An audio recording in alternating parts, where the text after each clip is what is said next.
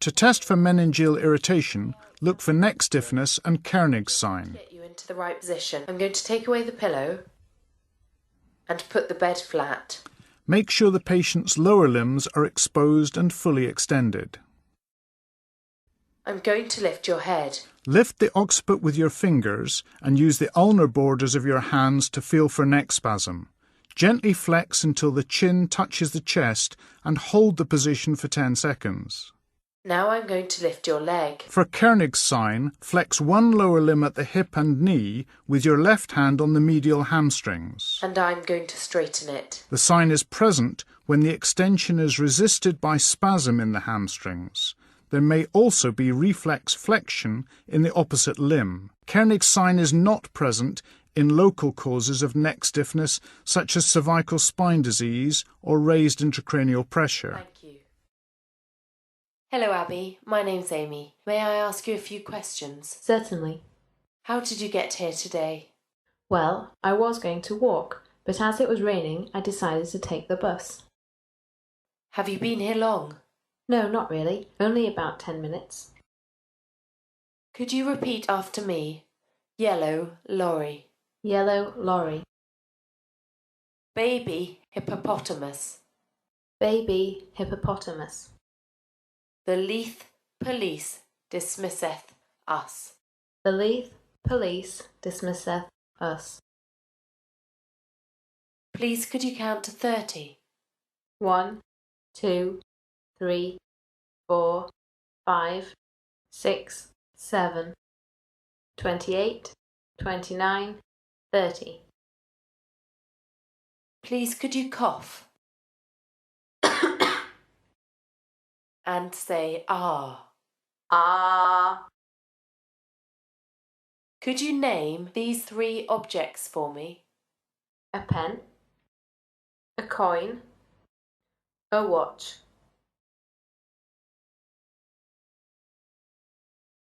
I'm going to give you an instruction. Please wait until I've finished speaking before you carry it out. Could you take a piece of paper, fold it in half and place it under the journal?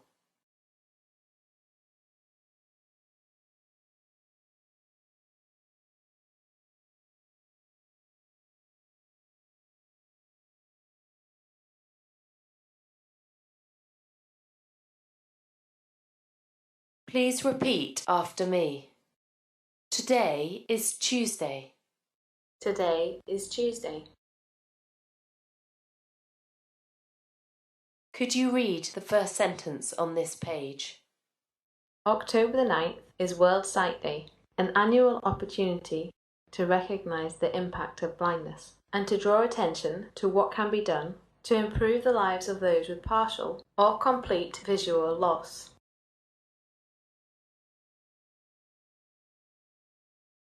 Please could you write a sentence?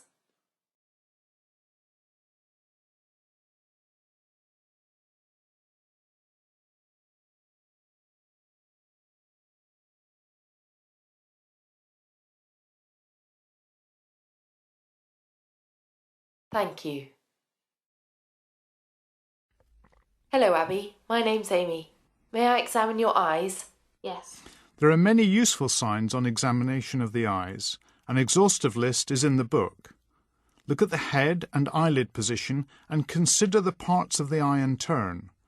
Look for proptosis or forward bulging of the eyeball from above. Now we test visual acuity. Do you wear glasses?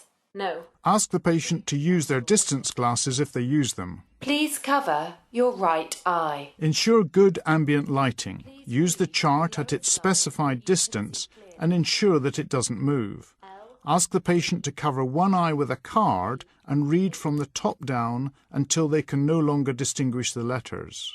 Please cover your left eye. If the patient cannot read down to the bottom line, use a pinhole.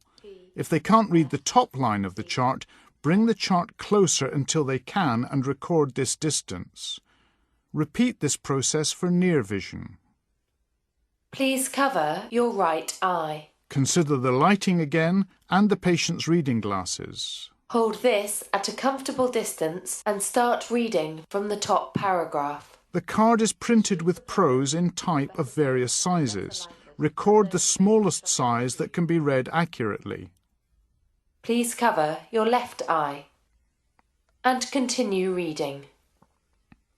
And better lighted than those of any metropolis in Europe. Thank you. To test the patient's visual fields, sit directly facing the patient about 1 metre away. Please keep your head still and look directly into my eyes. Test for a homonymous defect with all 4 eyes open. Please tell me when you see my finger moving. Now. Hold your hands out to their full extent and wiggle your fingertip. Ask the patient to indicate when they see it move. Do this at 2, 4, 8 and 10 o'clock. Test for sensory inattention. Please point to the finger that you see moving. Both you and the patient should keep your eyes open. Check both sides at the same time.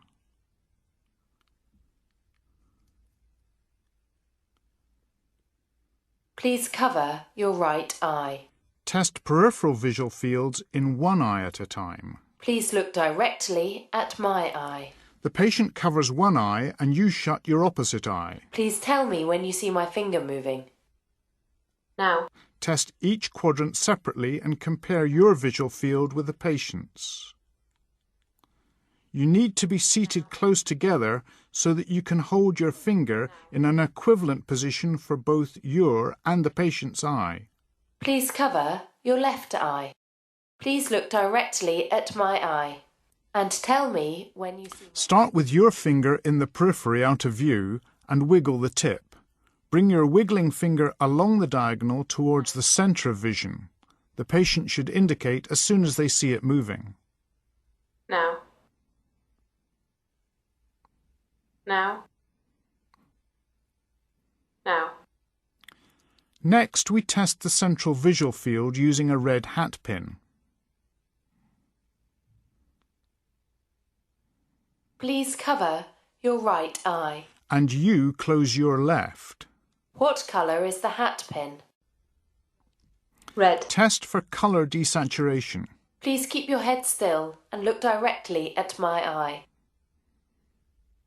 Please tell me when the pin disappears. Make a rough map of the patient's blind spot and compare this to your own.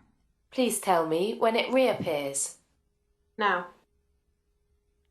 Can you see it here? Yes. And here?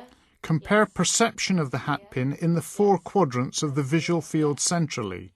Ask specifically about colour desaturation. Next, we examine the eye movements. Hold your finger at least 50 centimetres away from the patient. Please keep your head still and look at my finger. Please follow my finger and tell me if you see double at any time. Move your finger to each side and up and down, tracing the letter H in the air. Look for any divergence of the gaze, which you would see, or double vision, which the patient would report. You may also detect abnormal patterns of movement such as nystagmus.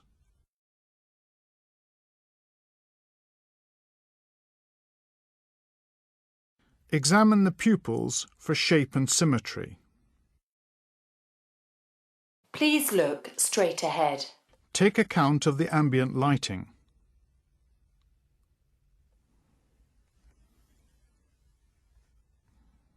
Continue looking straight ahead. I'm going to shine a light in your eyes. Bring a bright light from the side to shine on the pupil. Look for constriction of the illuminated pupil, the direct light reflex, and of the opposite pupil, the consensual light reflex. Look at the accommodation reflex and gaze convergence. Please focus on a point on the far wall. Present an object at about 15 centimetres. Now look at the tip of this pen. You should see the eyes converge and the pupils constricting as the eyes accommodate. Use an ophthalmoscope to look at the retina and optic nerve head. I'm going to have a look at the back of your eye. Start with the patient's right eye. Hold the ophthalmoscope in your right hand and use your right eye. Find 0 and rotate the lenses clockwise to lens 10. Please look down. Gently retract the upper eyelid. Now focus on a point on the far wall. Start at a distance of about 10 centimetres and bring the red reflex into focus. The cornea, iris and lens can be seen and any opacity will appear black. Now come close to the patient's head such that you touch the hand you are resting on their forehead. As you do, rotate the lenses anti-clockwise until the retina comes into focus. Please look up. By asking the patient to divert their gaze and making your own movements, systematically examine the retina And left. finishing with the fovea. Please look directly at the light. Thank you. Hello, Abby. My name's Amy. Please may I examine your face? Yes. First, test light touch sensation. I'm going to touch your face with some cotton wool. Please could you close your eyes and tell me when you feel me touch you? On both sides, test the 3 divisions of the nerve, the ophthalmic, maxillary and mandibular. Now. Now. Now. Repeat the test for pain sensation. I'm now going to touch your face with a small pin. Please close your eyes and tell me if you feel it sharp. Carefully test each of the 3 areas on both sides. Be aware that brainstem lesions may cause sensory loss in an onion skin pattern. Carefully dispose of the sharp. Yes. Yes. Yes. Use an orange stick to test touch on the anterior 2/3 of the tongue. I'm going to touch your tongue with this. Please close your eyes and stick out your tongue. Thank you. Do you feel it the same on both sides? Yes. You can also ask the patient to indicate with a hand when they feel you touching them. Assess the motor function now. Look for wasting in the muscles of mastication. Please clench your teeth. Feel the bulk and contraction in the masseters. Please open your mouth against my hand. Carefully provide resistance to mouth opening, testing the pterygoid muscles. Next, test the corneal reflex.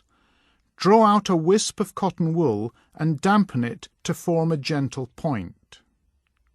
I'm going to gently touch your eye. Please look up for me. Gently depress the lower eyelid and lightly touch the edge of the cornea. Look for direct and consensual blinking. Lastly, the jaw jerk reflex. I'm gently going to tap your chin. Ask the patient to let their mouth hang loosely open. Place your forefinger across the midline between the lower lip and chin. Look for reflex closing of the jaw. An absent or minimal response is normal. Thank you. Hello, my name's Ben. Do you mind if I examine you? No. Just look straight ahead for me. Inspect the whole face for asymmetry, including differences in blinking or eye closure. Keeping your head still. Can you look up towards the ceiling and raise your eyebrows? Look for wrinkling of the forehead. And now can you show me your teeth like this? Again, look for asymmetry. Now close your eyes and don't let me open them. Test power by gently trying to overcome eye closure. Now can you blow out your cheeks for me, please?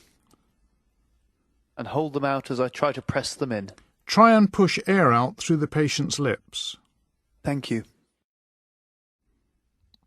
Hello, Abby. My name's Amy. Please may I examine you? Yes. Stand behind the patient for the whispered voice test. I'm going to whisper in your ear. Please can you repeat after me what I say? Mask hearing in the contralateral ear by rubbing the tragus. Use a variety of numbers and letters and perform the test in a quiet room.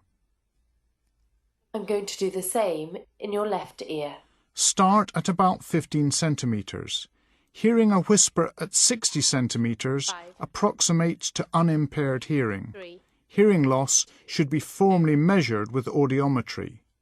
Use a tuning fork to help differentiate conductive from sensory neural hearing loss. First, Rinne's test. Can you hear this? Yes. Tell me when you hear it stop. The base of the vibrating tuning fork is gently pressed against the mastoid process. Can you still hear it? Yes. This demonstrated that air conduction is better than bone conduction, which is normal. Air conduction relies on the function of the outer and middle ear. Again, can you hear this? Yes. Tell me when you hear it stop. If sound transmission through bone is greater than that through air, then the test is said to be negative. This indicates conductive deafness. For Weber's test, place the fork in the midline. Does this sound louder in either ear? Normally, the sound is described in the middle and heard equally in both ears. Interpretation of both tuning fork tests is more subtle than it initially appears. Forward for me. The Dix-Hallpike manoeuvre can elicit positional vertigo due to vestibular disease. This vigorous manoeuvre is not suitable for all patients. When the patient lies back, the head should overhang the edge. I'm going to lie you down rapidly and turn your head to the side. Please could you look straight into my eyes? The patient's head should extend 30 degrees beyond horizontal and rotate 45 degrees to one side. Do you feel dizzy or sick? No. Watch the eyes carefully for nystagmus. It may take 20 seconds for this or symptoms to occur. The pattern of response can differentiate between a lesion in the inner ear or central nervous system. Repeat the test, turning the head to the other side. Thank you. Start with the glossopharyngeal and vagus nerves. Could you cough for me, please? An effective cough requires vagus nerve control of the vocal cords, as does producing a note. Open your mouth for me, please, and say ah. Look at the movements of the palate and uvula using a torch. If the palate is weak, you may be able to make air escape through the nose. You blow out your cheeks for me, please. Just going to try and squeeze them in. Consider using the water swallow test in fully conscious patients before moving on to the accessory nerve. Inspect and then palpate the sternocleidomastoid muscles, looking for wasting or hypertrophy. And can you look over your right shoulder for me, please? And over your left shoulder. Carefully resisting the movement with your hand. And swing your legs over the side of the bed. From behind the patient, inspect and palpate the trapezius muscle, looking for wasting or asymmetry. I'm now going to feel your shoulders. Shrug your shoulders up and stop me from pushing them down. Again, test power against resistance. And pop your legs back up. Next, examine the hypoglossal or 12th cranial nerve. Can you just open your mouth for me, please? Look at the tongue at rest for wasting, fasciculation, or involuntary movement. Use a torch if necessary. And stick your tongue out. Look for deviation or involuntary movement. And move it from side to side. Demonstrating active movements. Pop your tongue back in and press it against your cheek. Stop me from pushing it in. To test power in the tongue muscles. And the same on the other side. Then test lingual speech. And now say, yellow lorry. Yellow lorry. The swallow test is also relevant. Hello, Omar. My name's Ben. Do you mind if I examine you? No. With the patient adequately exposed, look for asymmetry. Inspect both proximally and distally. Note any deformities such as clawing of the hands. Look for muscle wasting or hypertrophy, fasciculation or involuntary movements. Fasciculations are often elicited by flicking the skin over a muscle.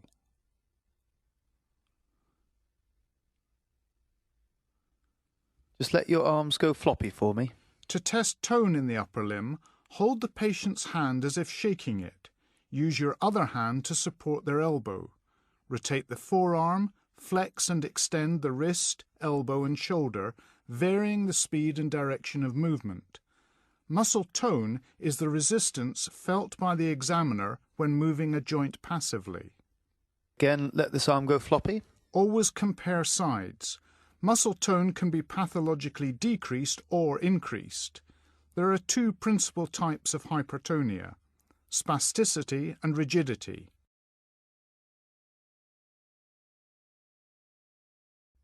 Next, examine the deep tendon reflexes. The biceps jerk mainly incorporates the C5 nerve root. And relax. Use your finger or thumb to palpate the biceps tendon.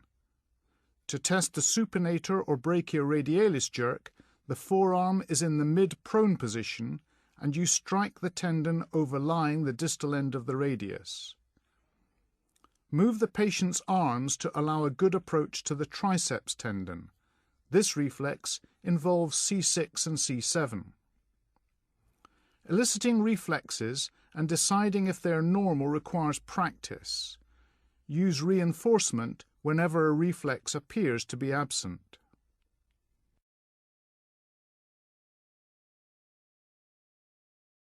I'm going to strike your arm again. When I tell you to, clench your teeth, but not before I tell you to. Clench. For the upper limb, ask the patient to clench their teeth or make a fist with the other hand. Relax the hand. For the finger jerks, place your middle and index fingers across the palmar aspect of the patient's proximal phalanges. Tap your own fingers with the hammer. Relax. And look for flexion of the patient's fingers. To test the Hoffman's reflex, place your right index finger under the distal interphalangeal joint of the patient's middle finger. Using your right thumb, flex their distal phalanx downwards and look for the pathological flexion response in their thumb. Can you hold your arms up by your side like that for me, please? Stop me from pushing them down. Power in abduction Stop me from pushing them up. and adduction. Now hold them out in front of you like that. Stop me from pulling them away. Elbow flexion Stop me from pushing them in. and extension. Now place your arms out in front of you and spread your fingers. Stop me from pulling your fingers together. Abduction of the fingers by the dorsal interossei and adductor digiti minimi. Now I want you to grip my fingers and prevent me from pulling them away. Use your index and middle fingers inserted from the thumb side to test grip strength. And relax. Now test coordination. Now can you place your arms out in front of you, please? And hold them in the same position. To elicit rebound, push the patient's wrist quickly downwards and watch the returning movement. And relax. The finger nose test. Now take the index finger of your right hand and place it on your nose. Touch my index finger on your nose and do that rapidly for me, please. I'm now going to start moving my finger. I want you to follow it.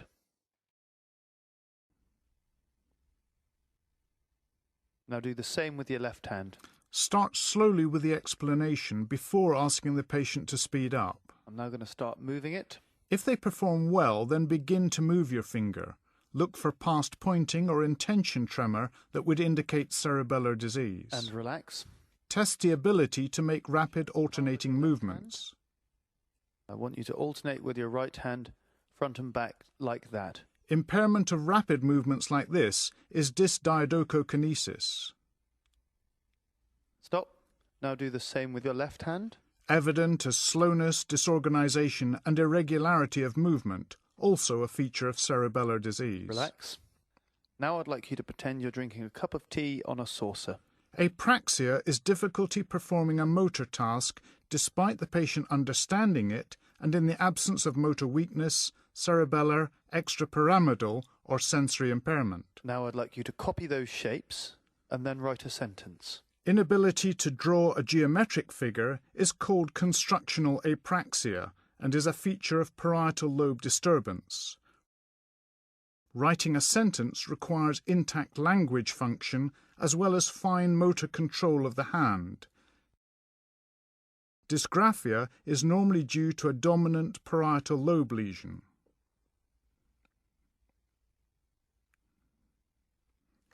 Now could you put on your jumper?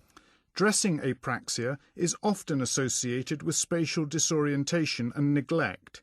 It is usually due to a non-dominant hemisphere parietal lesion. And relax. Thank you. Hello, Omar. My name's Amy. May I examine you? Yes. I'm going to position your arms. I'm going to touch your arms with some cotton wool. Could you look up for me? Could you tell me when you feel me touch you? Test light touch with a wisp of Yes. cotton wool and ask the patient to respond to each touch. Time the stimuli irregularly Yes. and make a dabbing rather than a stroking or tickling stimulus. Yes. Test the dermatomes systematically and compare sides. Yes. Yes. Does that feel the same on both sides? Yes. Yes. Yes. Yes. Yes. Yes. Use a fresh neurological pin, not a hypodermic needle, to test pain sensation. I'm now going to gently touch you with a pin. Do you feel this as sharp Yes. and this as dull? Yes. Please say yes when you feel me touch you with this as sharp. Testing the C5 dermatome. Yes. Yes. C6, Yes. Yes. C6 again, Yes. Yes. T1, Yes. Yes. C6, Yes. Yes. C7, Yes. and Yes. C8. Yes. Next, test temperature. Use a cold metallic object like the tuning fork. Do you feel this as cold? Yes. And here? Yes. Sophisticated assessment using tubes of water at controlled temperatures is seldom performed. Now, use the flat base of the tuning fork to test vibration sense. Can you feel this vibrating? Yes. Test on the distal bony prominences. Can you feel it here? Yes. And is it vibrating? Yes. If sensation is absent, work proximally. Can you feel it here? Yes. And is it vibrating? Yes. Next, test proprioception, or joint position sense. Demonstrate first with the patient's eyes open. Look at your finger. This way is up and this way is down. Please close your eyes and tell me which way I'm moving your finger. Up. Hold the digit at the sides Down. to avoid giving information from Down. pressure. I'm going to do the same with the other hand. Again, I'll show you. This is up and this is down. Test the distal interphalangeal joint of the middle finger. Up. If sensation is impaired, Down. move to more proximal joints in each limb. Test two-point discrimination using an opened-out paperclip. Ask the patient to look away and apply either 1 or 2 points to the pulp of the patient's forefinger.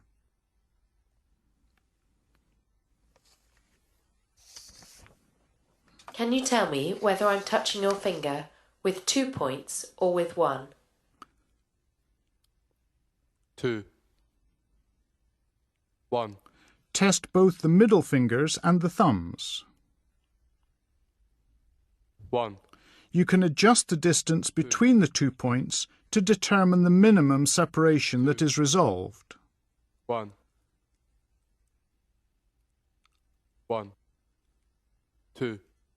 Next, we test stereognosis, tactile recognition of familiar objects. Please close your eyes. I'm going to place an object in your palm. Please tell me what it is. A coin. That's good. And this? Key. This and the subsequent examinations should be performed on both hands. For brevity, we show only the right. Test for graphesthesia, the ability to identify a figure traced on the skin. Please close your eyes and tell me the number. Use an orange stick or a blunt pencil. 8. Open your eyes. This is your index, your middle, your ring and your little finger. Please close your eyes and tell me which finger I'm touching. This tests the ability to point localize. Difficulty identifying the touched finger is called finger agnosia.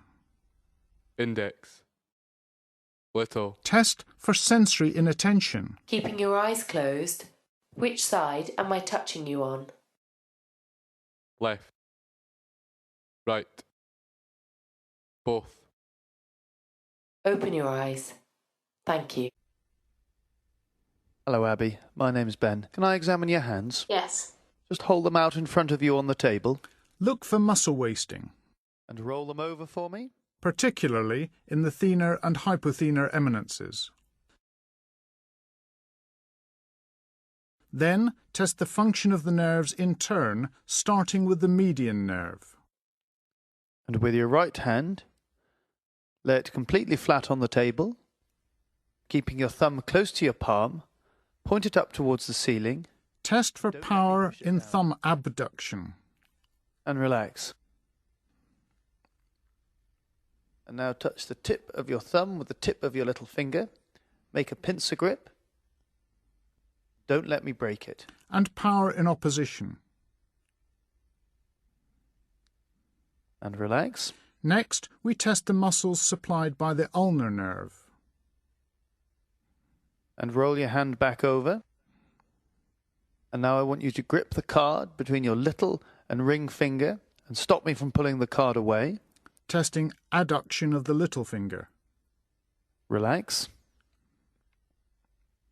And now I want you to push out with your index finger against my index finger. And abduction of the index finger.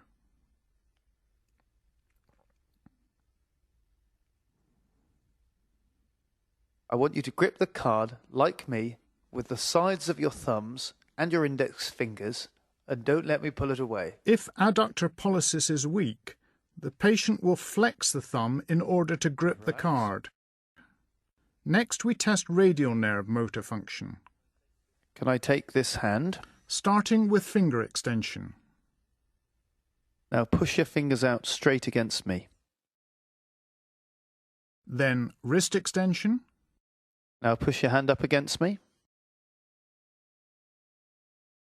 and finally thumb extension. Now point your thumb up towards the ceiling and stop me from pushing it down. Next, we test the sensory functions. And now rest your hand on the table with the palm facing up. Can you feel me touching you there? Supplied by the ulnar nerve, And there? the median nerve, And roll your hand over. and the radial nerve. And can you feel me touching you there? Yes. Thank you very much. Hello, Omar. My name's Ben. Do you mind if I examine you? No. Expose the lower limbs as much as possible with regard to the patient's comfort and dignity. Look for asymmetry or deformities proximally and distally. Examine for wasting, hypertrophy, fasciculation, and involuntary movements. Sometimes fasciculation is elicited by flicking the skin over a wasted muscle. Just want you to let your legs go floppy. Examine the tone in the lower limb, first by rolling or rotating it from side to side, then by briskly lifting the knee to a flexed position. Tone can be increased or decreased, and there are various patterns of increased tone, such as spasticity and rigidity. Just relax again. Test for clonus at the knee joint with the patient relaxed and the knee extended. With your thumb and forefinger, sharply push the patella towards the foot. Clonus is a rhythmic series of contractions evoked by a sudden stretch of the muscle. A few beats of clonus is normal in healthy individuals. To elicit ankle clonus, support the patient's leg with both knee and ankle at 90 degrees. Briskly dorsiflex and evert the foot, sustaining the pressure. Next, we test the deep tendon reflexes. Just let the leg go floppy over my arm. The patient should be relaxed and comfortable. Anxiety or pain can increase the response. For this reason, we test the reflexes after tone but before power in the examination sequence. The knee jerk tests the L3 and L4 nerve roots. Compare both sides. This time I want you to clasp your hands together. Grip when I say grip, but not before. Use reinforcement if a reflex appears to be absent. Grip. When testing the lower limb reflexes, ask the patient to interlock the fingers and pull one hand against the other. Grip. This is the Gendrasik maneuver. The patient should relax between repeated attempts. Now, we test the ankle jerk reflexes. They use the S1 nerve root. This is a method to use with a recumbent patient.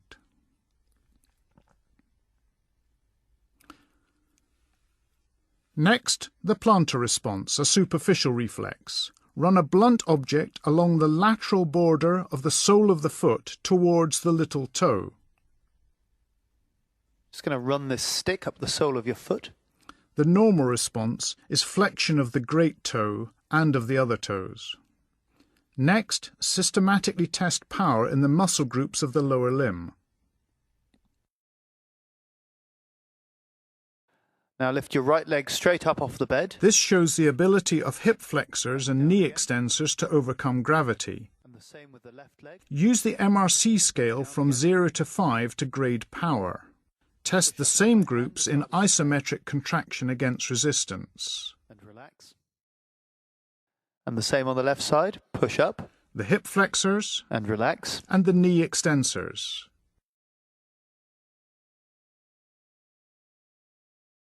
Now keep your legs straight as I try to bend it. Always compare sides. Remember that strength can vary greatly with age and occupation. And the same on the left side. Try to keep it straight. Now bend the leg up.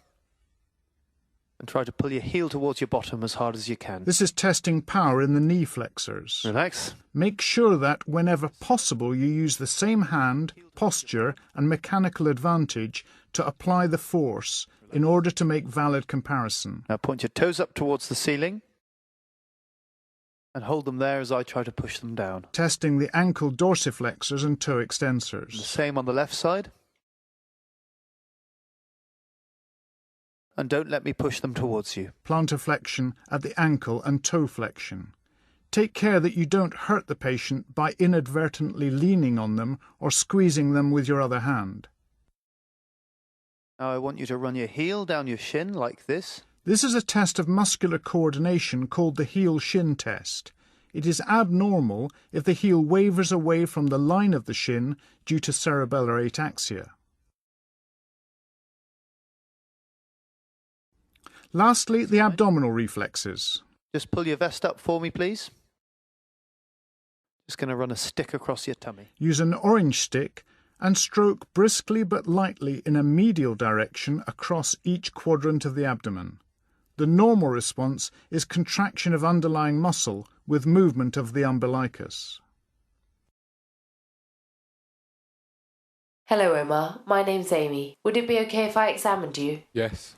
Begin with light touch, using a wisp of cotton wool, or lightly apply your finger. Please look at the ceiling. I'm going to touch your legs with some cotton wool. Please say yes when you feel me touch you. Yes. Time the stimuli irregularly, Yes. making a dabbing rather than a stroking or tickling movement. Compare side by side for symmetry. Yes. Yes. Yes. Yes. Yes. Yes. Yes. Yes. Yes. Yes. Did it feel the same on both sides? Yes. Use a neurological pin to test pain. I'm now going to touch your legs with a small pin. Do you feel it here as sharp Yes. and this as dull? Yes. Please say yes when you feel it sharp. L2, Yes. Yes. L3, Yes. Yes. L4, Yes. L5, Yes. Yes. L5 again, Yes. Yes. S1, Yes. and S1 again. Yes. Do not use a hypodermic needle Yes. and dispose of the neurological pin carefully after each patient. Use a 128 Hz tuning fork with a flat base. Can you feel this vibrating? Yes. Can you feel it? Yes. Is it vibrating? Yes. Can you feel it? Yes. Is it vibrating? Yes. If distal sensation is impaired, progress proximally until sensation is reported. Tell me when it stops vibrating. No. This can be a more accurate way to test sensation. I'm now going to move your toe. Could you look at your toe for me? Demonstrate with the patient watching. This is up and this is down. Can you look back at the ceiling? And tell me which way I'm moving your toe. Up. Hold the digit at the sides to avoid giving information from pressure. Down. Please could you look at your toe? This is up and this is down. Please place your head back down and look at the ceiling and tell me which way I'm moving your toe. Up. Up. Down. Thank you.